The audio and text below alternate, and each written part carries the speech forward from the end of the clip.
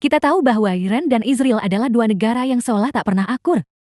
Hubungan keduanya sudah lama dipenuhi ketegangan, saling curiga, bahkan permusuhan terbuka. Tapi, bagaimana semua ini bisa terjadi? Mengapa dua negara yang terpisah ribuan kilometer ini begitu terobsesi satu sama lain? Iran, sebagai negara mayoritas Syiah dengan pengaruh besar di Timur Tengah, melihat Israel sebagai ancaman utama bagi stabilitas regional dan eksistensi Palestina. Sebaliknya, Israel menganggap Iran sebagai musuh nomor satu. Apalagi setelah program nuklir, Iran terus berkembang dan kelompok-kelompok pro-Iran seperti Hizbullah aktif di perbatasan utara Israel. Konflik ini bukan sekadar soal agama atau politik, tapi juga soal pengaruh, kekuasaan, dan survival di kawasan paling sensitif di dunia. Serangan drone, sabotas fasilitas nuklir, hingga serangan udara di Suriah hanyalah bagian kecil dari perang bayangan yang selama ini berlangsung. Lalu, apakah ada jalan damai di antara keduanya? Atau akankah konflik ini makin memanas dan membawa dampak global? Sebenarnya, dulu hubungan Iran dan Israel tidak selalu seperti sekarang. Sebelum revolusi Iran tahun 1979,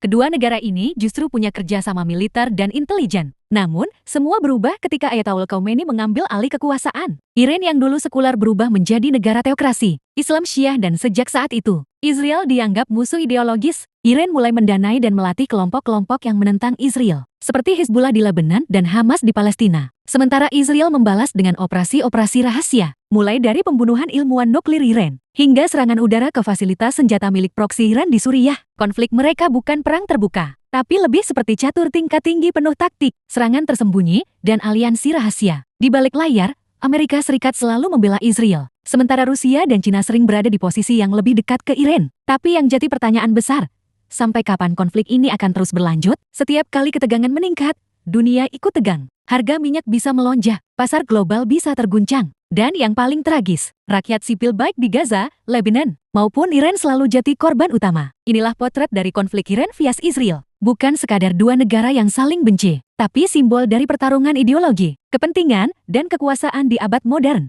Dan jangan salah, konflik Iran vs Israel bukan cuma soal dua negara. Ini adalah bagian dari pertarungan besar antara blok-blok kekuatan dunia. Di satu sisi, Israel adalah sekutu utama. Amerika Serikat di Timur Tengah punya teknologi militer canggih, jaringan intelijen kuat, dan dukungan politik global. Di sisi lain, Iran punya pengaruh luas lewat milisi-milisi proksinya di Yaman, Suriah, Irak, dan Lebanon. Mereka menggunakan strategi yang disebut perang asimetris, bukan berhadapan langsung, tapi melemahkan musuh lewat pihak ketiga. Kita juga nggak bisa abaikan isu nuklir. Iran bersikeras bahwa program nuklir mereka untuk kepentingan damai. Tapi Israel dan juga negara-negara Barat percaya bahwa Iran sedang menuju senjata nuklir. Dan disinilah letupan besar bisa terjadi. Israel pernah berkata, kami tidak akan membiarkan Iran memiliki bom nuklir dengan cara apapun. Bayangkan, satu serangan terhadap fasilitas nuklir, Iran saja bisa memicu perang besar di seluruh Timur Tengah. Bahkan mungkin menarik negara-negara besar dunia ikut campur. Tapi di tengah segala ketegangan ini, ada jutaan rakyat yang hanya ingin hidup damai. Mereka capek jadi korban ambisi politik, kekuasaan,